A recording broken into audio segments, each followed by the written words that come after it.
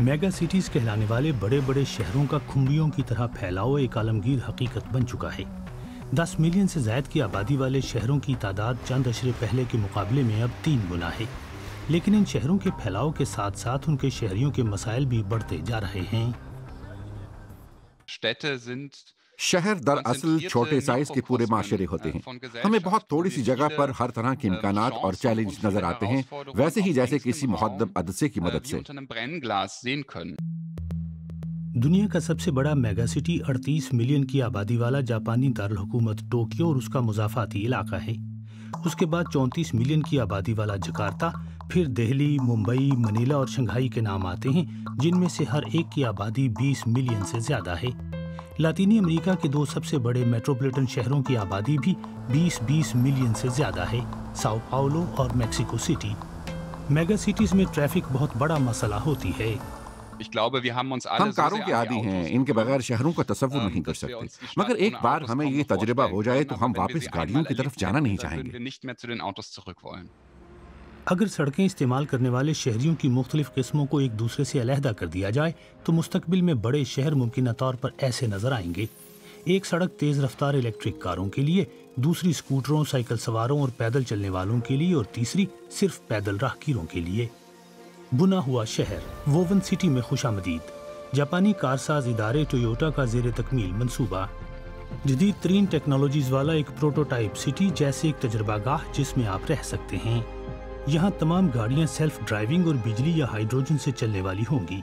اس منی city کو بجلی شمسی یا جیو تھرمل توانائی سے مہیا کی جائے گی اور ہر شے مصنوعی ذہانت والی ٹیکنالوجی سے مرکزی طور پر مربوط ہوگی۔ یہ شہر صرف 2000 کی آبادی کے لیے ڈیزائن کیا جا رہا ہے۔ ہمیں اس بارے میں زیادہ اسمارٹ آئیڈیاز کی ضرورت ہے کہ شہروں میں آمد و رفت کیسی ہو۔ 5 ملین کی آبادی والے شہر میں اگر 3 ملین کاریں ہوں جو 90% تک وقت کے لیے بس کھڑی رہتی ہیں تو ہمیں صرف حساب لگانے کی ضرورت ہے۔ ہم گاڑیوں کی تعداد 80% تک کم کر سکتے ہیں۔ اگر اسمارٹ شیئرنگ سسٹم اپنایا جائے تو لوگ اپنی نقل و حرکت کا موجودہ معیار بھی قائم رکھ سکتے ہیں۔ سعودی عرب اپنے ہاں ایک نئے میگا سٹی کی تعمیر کی منصوبہ بندی کر رہا ہے۔ نیوم 4 اربن سینٹرز پر مشتمل ایک لینئر سٹی ہوگا۔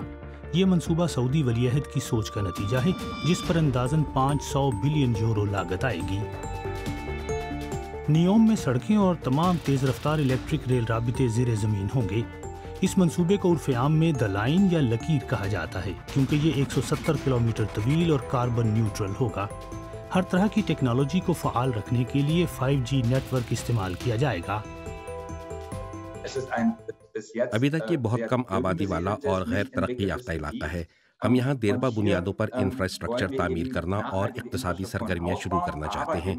ان عوامل کی وجہ سے یہاں روزگار کے بہت سے نئی طرح کے مواقع پیدا ہوں گے جو سعودی عرب کی معاشی ترقی میں بھی اپنا کردار ادا کریں گے۔ سعودی معیشت کا انحصار تیل پر ہے لیکن نئے متبادل تلاش کیے جا رہے ہیں۔ نیوم سٹی سے سیاحت کو فروغ ملے گا اور وہ میڈیا اداروں اور سٹارٹ اپ کمپنیوں کے لیے بھی پرکشش ہوگا۔ پورے شہر کی توانائی کی ضروریات قابل تجدید ذرائع سے پوری کی جائیں گی۔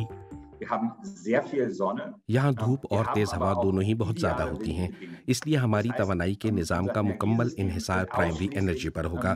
پھر یہی توانائی سمندری پانی کو صاف کر کے پینے کے قابل بنانے کے لیے استعمال کی جائے گی، کیونکہ یہاں پانی بہت بڑا مسئلہ ہے۔ نیوم کا مطلب نیا مستقبل ہے۔ اس منصوبے کے تحت 10 سال میں یہاں 1 ملین افراد کے لیے نیا شہر تعمیر کیا جائے گا۔ لیکن کیا ایسا کرنا واقعی فائدہ مند رہے گا؟ یہ دونوں منصوبے وہ نہیں جن کی شروع میں امید تھی۔ وجہ یہ کہ ابتدائی ڈیزائن اور حقیقت 2 مختلف چیزیں ہیں۔ یہ انتظامی نوعیت کے منصوبے لگتے ہیں جن میں یہ بات نظر انداز ہو گئی کہ شہر صاف انفراسٹرکچر سے نہیں بنتے۔ جن عوامل کے باعث لوگ وہاں رہنے کے فیصلے کرتے ہیں ان کی منصوبہ بندی یوں ممکن نہیں ہوتی۔